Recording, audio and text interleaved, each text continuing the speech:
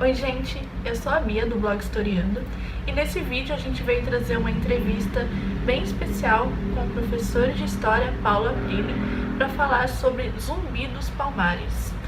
E por que a gente veio trazer essa figura histórica tão importante, esse momento para essa entrevista? Bom, o mês de novembro foi o mês da consciência negra, mas isso não significa que esse assunto tem que ficar limitado somente ao mês. Então, para falar sobre racismo, a luta antirracista, nada mais importante do que trazer um momento histórico tão definido sobre isso. E nessa conversa com o professor, a gente falou sobre a história, sobre o contexto, sobre a escravidão, os quilombos, os palmares, a questão da marginalização, do racismo. E também a gente trouxe outras figuras históricas para vocês conhecerem, figuras históricas negras que contribuíram muito com a nossa história. Além disso, a gente também vai falar sobre o assunto no contexto da sala de aula, como que a gente pode passar isso adiante e o quanto que é importante a gente ter essa luta, falar sobre o assunto desde muito cedo. Então acompanhe agora essa entrevista especial feita por mim e pelo Guilherme. Para começar o nosso bate-papo aqui, Paulão, fala um pouco para a gente quem era Zumbi dos Palmares. O Zumbi dos Palmares, ele entra num contexto histórico muito interessante, né? Você sabe, Guilherme, que a história, ela busca um líder, né? Nós temos um líder, é como se ele tivesse feito tudo sozinho. O Zumbi, ele foi, de fato, um líder, tá? Não o único, mas ele é enaltecido, um dos casos mais emblemáticos. O Zumbi foi um dos líderes que mais resistiu ao processo contra a escravidão no Brasil, isso no final do século XVII. Então, ele foi um líder, tá? Ele, de fato, existiu. Eu tenho como informação que o Zumbi de Palmares não era um santo, mas é essa questão histórica. Não é avaliar o cidadão Zumbi, como que era esse Zumbi, com a mulher, com os filhos, com os amigos, não me interessa. Mas o líder contra a escravidão, um homem que lutou, sim, por esse fim, o fim da escravidão. Palmares, o quilombo aí mais longevo da nossa história, né?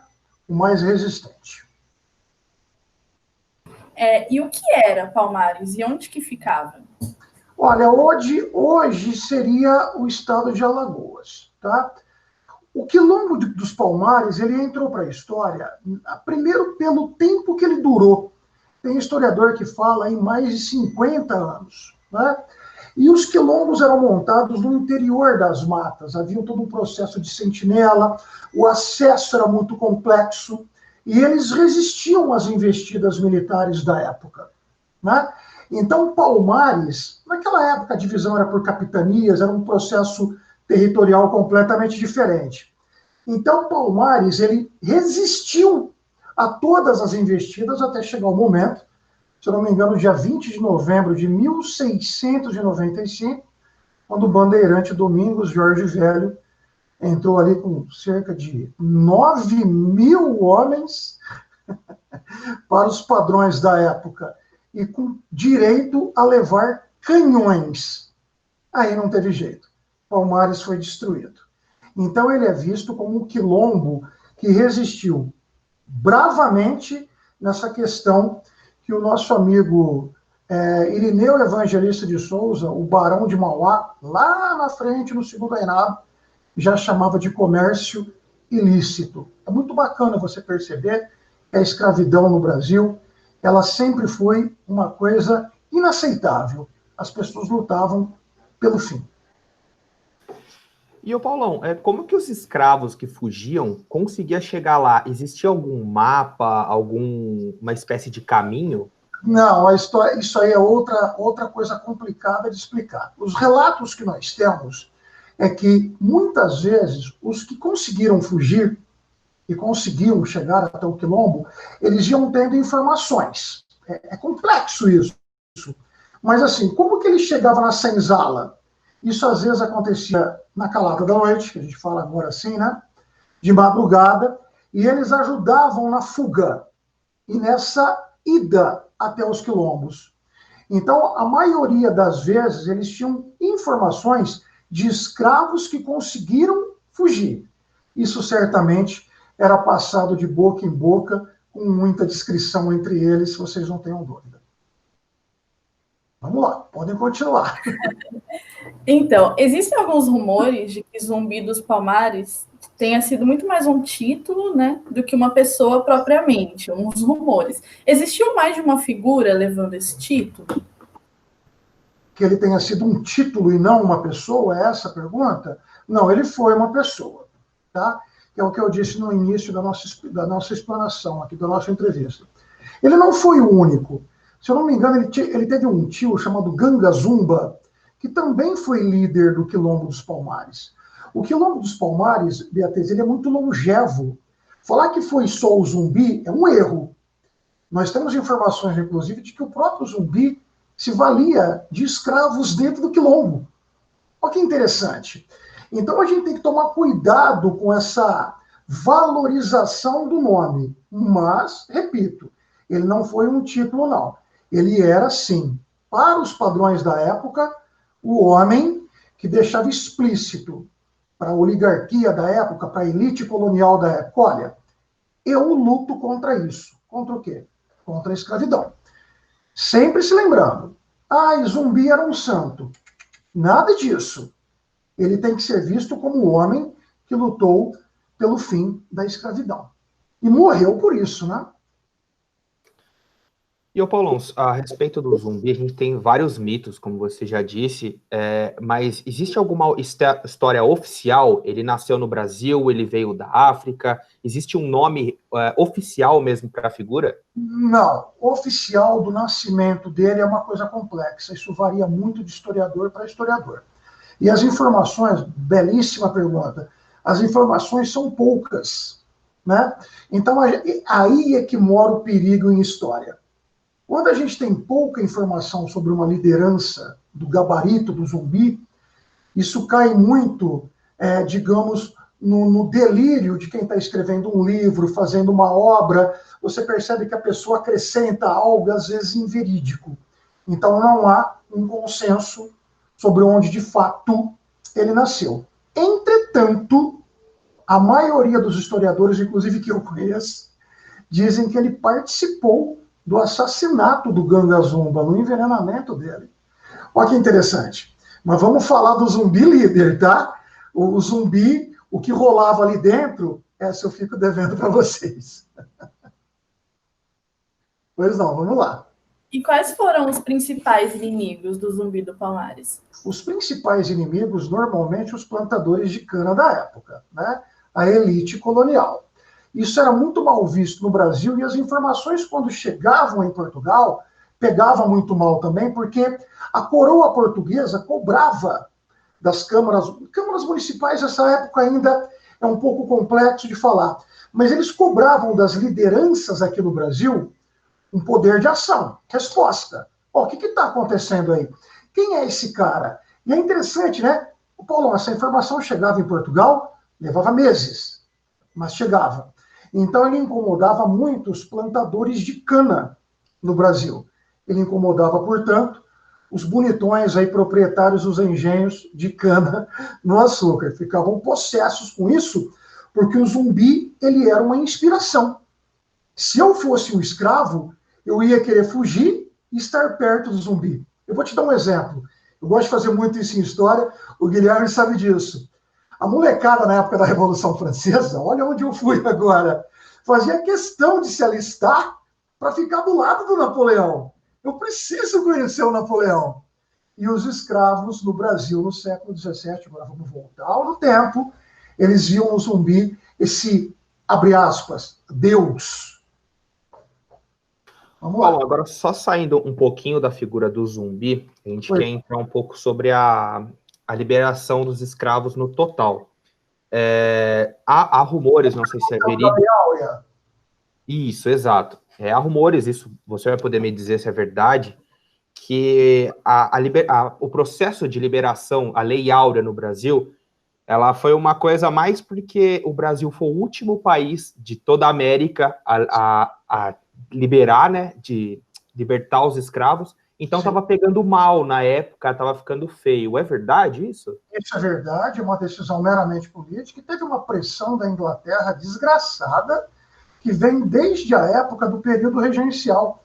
Não sei se vocês se lembram disso. Aquele período logo após a renúncia do Dom Pedro I. Imagine você, desde essa época, 1831, a Inglaterra, e eu já estou falando agora de economia, aí entra a Revolução Industrial. Afinal de contas, o escravo não recebe salário e ele não gasta. Olha que interessante. Então, é uma visão político-econômica. Quando a princesa Isabel, lá em 1888, decretou o fim definitivo da libertação, decretou a Lei Áurea, né? Colocando fim definitivo à escravidão no Brasil, isso foi um negócio muito mal feito, Guilherme. Beatriz, foi uma coisa sem pensar. Tanto que eu costumo dividir em 3 blocos. Muitos foram embora para a África. Lá para a Libéria, aonde hoje é a Libéria, né? A capital Monróvia, em homenagem ao ex-presidente norte-americano James Monroe, daí Monróvia, né? E muitos foram recapturados e escravizados novamente. Nós temos essa informação. Primeiro bloco. Outro bloco fugiu para cidades. Estou livre, vou embora para a cidade. E a pergunta é muito simples. Vocês dariam emprego para um homem numa sociedade racista, né? O cara é negro, mal e mal fala o português e é analfabeto. Você daria emprego para ele? Vamos por parte. A resposta tem que ser não. E um terceiro bloco, que eu costumo falar que foram os mais espertos. Chegavam num senhor e falavam para ele, posso continuar? O cara falava para ele, pode, você é livre. Mas aqui pelo menos eu vou trabalhar e comer. Olha que maluco. E aí o que aconteceu com esse bloco que foi para as cidades? Com o decorrer do tempo, prestem bem atenção, ele não tem emprego, ele não tem oportunidade social. No desespero, ele rouba. Pronto. Nasceu o estigma no Brasil de que quem rouba é o negro. É fantástico isso. A análise histórica que é fantástica. Isso reflete até hoje também, né, Paulão? Isso tem um nome, enraizamento histórico. Isso é muito grave. Isso é muito perigoso. O brasileiro, Guilherme, Beatriz, ele poderia ser qualquer coisa menos racista. Quem estuda a história do Brasil e vê a nossa origem indígena, africana, né? Essa miscigenação horrorosa, principalmente no final do século XIX, no século XIX, sobretudo, não adianta fugir disso. Nós temos em nossas veias o índio e o africano.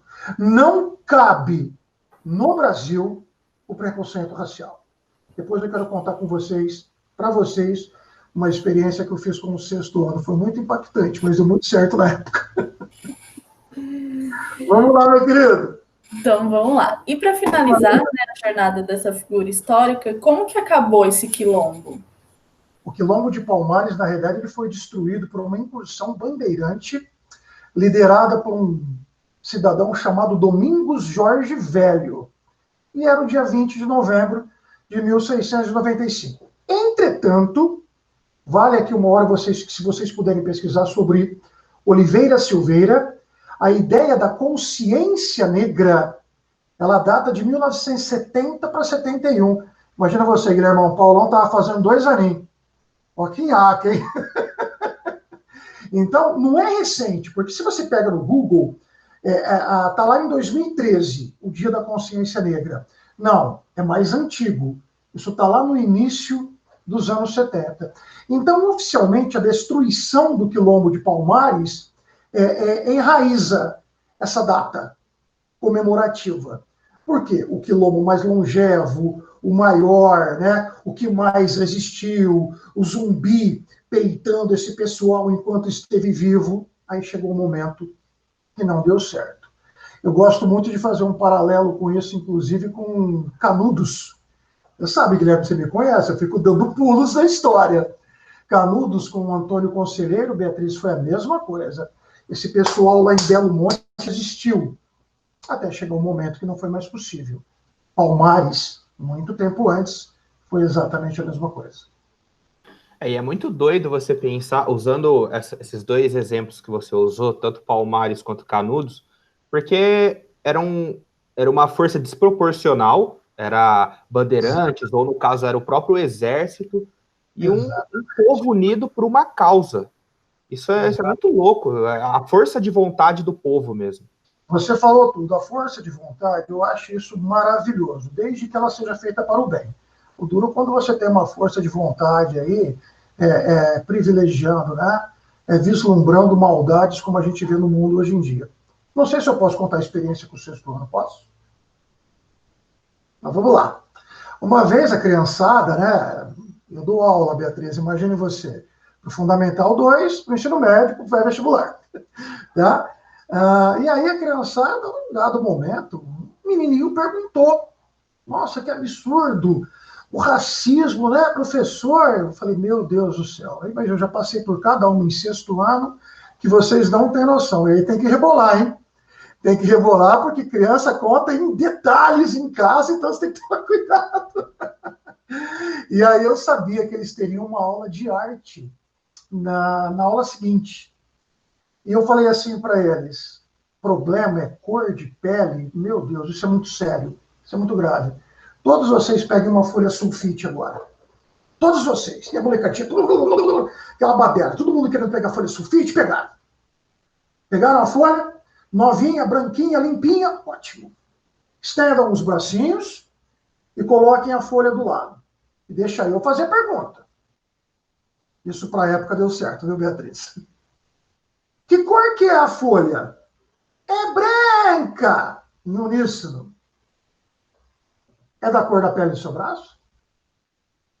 E aí aquele silêncio cemiterial. Falei, ué, você fala que é branco, você está comparando, e aí a tua pele é branca, igual a folha de sulfite? Não, pois é. Por que você pode ter uma cor de pele e o outro também não? E o outro não, perdão. Como é que você vai julgar um ser humano pela cor? Fundamentalmente, eu falei para eles assim, todos nós temos uma cor. Aí eu brinquei com eles, alguns aqui estão até precisando procurar um pediatra, tem umas cores aqui meio esquisitas. Né? Aí você tem que brincar um pouquinho. Mas aí chocou. Foi a primeira vez na minha vida, Guilherme, que eu fiz criança pensar a respeito, né? Julgar um ser humano pela cor da pele, meu Deus do céu. E aí me veio na cabeça, recentemente, o George Floyd nos Estados Unidos, em Minneapolis, né? O Beto, no estacionamento ali, sei lá em que parte do Carrefour, no Rio Grande do Sul. Essas duas menininhas em Duque de Caxias. É interessante, né? Eu fico pensando, bala perdida em duas crianças negras e faveladas, tá? Vamos imaginar agora bala perdida num condomínio fechado, murado, com guarita e dois garotinhos loiros de olhos azuis. Qual seria o impacto? Vamos pisar no pescoço do filho de um deputado? Então eu gosto de fazer isso em sala de aula, porque quando eu não tenho respostas, eu faço as pessoas refletirem. Você está julgando o outro cara porque ele tem a pele de que cor? Como é que é? Pronto. É assim que eu faço. Ainda que você tocou nisso, esse ano teve bastantes exemplos de...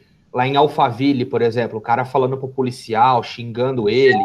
Sim. O outro menino do iFood que foi levar a comida pro cara, o cara fez assim pra ele. Entendeu? O problema é quando vira banal essa coisa, né? Eu acho que isso, o melhor nome, Guilherme, se vocês me permitirem, é bestialização. Eu nunca vi tanta idiotice na minha vida. E aí, jovens, eu fico devendo uma explicação plausível.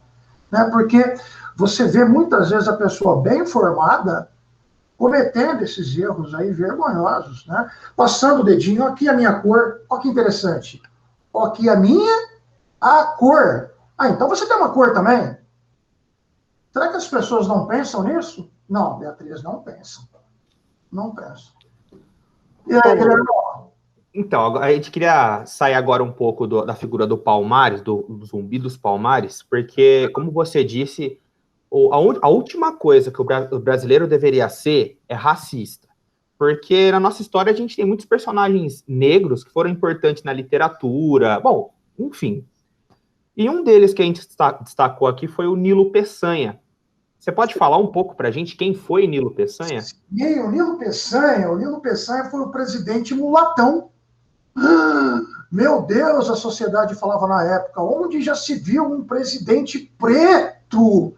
Eu fico imaginando o que esse homem, Beatriz, não sofreu pela condição da cor da pele, Guilherme, porque ele nasceu muito pobre, mas ele teve uma carreira acadêmica e política brilhante. O Nilo Peçanha é um homem muito inteligente, maculado, destruído, isso aí com aspas, evidentemente, pelo fato de não ser branco, para os padrões da época. E isso tem uma explicação, meninada. Isso ganhou uma força terrível com a escravidão africana. Tá? Eu vou morrer falando disso. Escravidão é uma coisa. A escravidão africana, o africano, o negro, produto vendido, ganha uma força terrível aí. O Nilo Peçanha, ele era a persona non grata da politicagem brasileira da época, Guilherme. Então, assim, ele, não sei, eu fico te devendo informações. Ele foi um brilhante presidente, ele cumpriu 1 ano de mandato, se eu não me engano. O Afonso Pena faleceu e ele já era vice.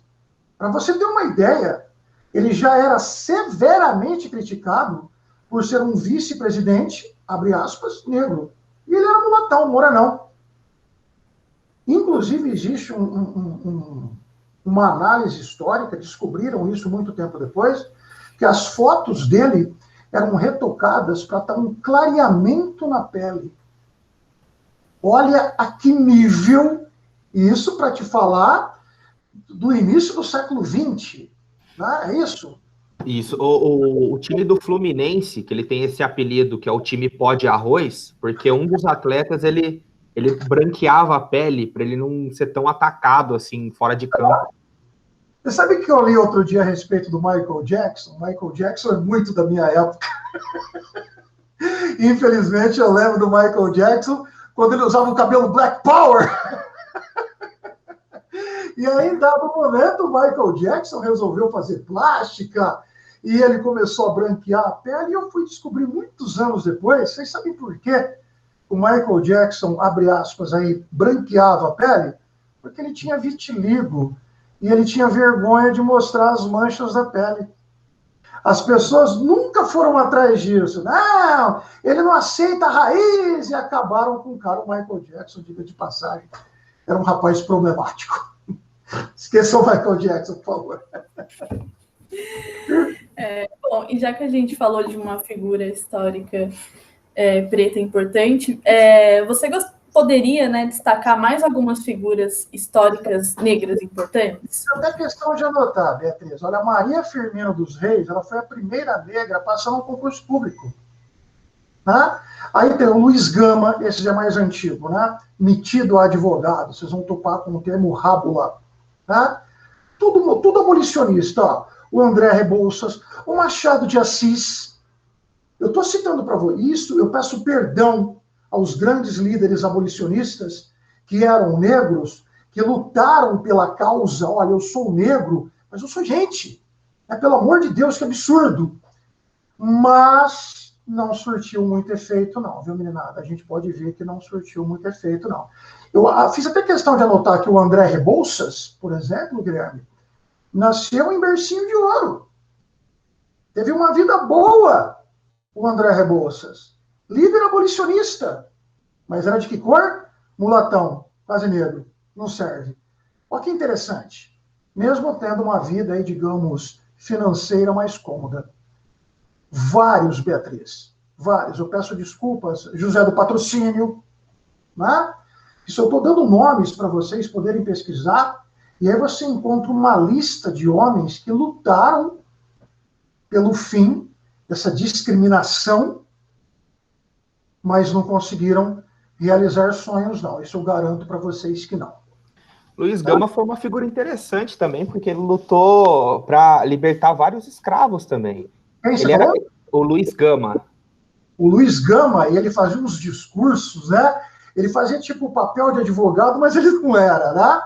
Ele era um baita orador, sem dúvida nenhuma. Eu gosto muito de falar do Irineu Evangelista, o Barão de Mauá, porque ele mesmo era um homem que veio do nada, ele era branco, o Irineu Evangelista, um empreendedor da época, e ele tinha pavor da escravidão.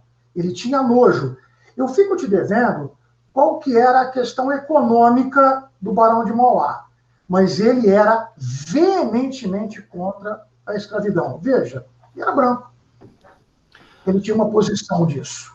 A gente pegando toda essa nossa conversa, dá para ver que existe uma dívida histórica.